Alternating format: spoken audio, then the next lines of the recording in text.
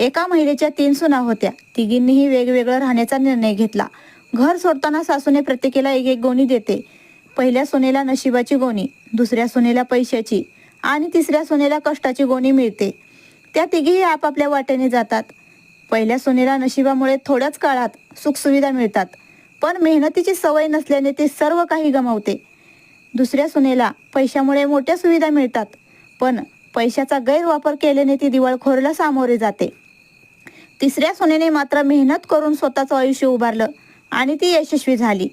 काही वर्षांनी सासूंनी तिघींनाही घरी बोलवलं आणि विचारलं, काय काय मिळवलं तिघींनी. पहिल्या 2 सुना मात्र निराश होत्या, पण तिसरी सून आनंदाने म्हणाली, मी मेहनतीच्या जोरावर सर्व काही कमवलं. सासू हसत म्हणाली, नशीब आणि पैसा तात्पुरतं असतं, पण कष्ट कायम संपत्ती देतात. या कहाणीशी तुम्ही सहमत असाल तर जाताना रामकृष्ण हरी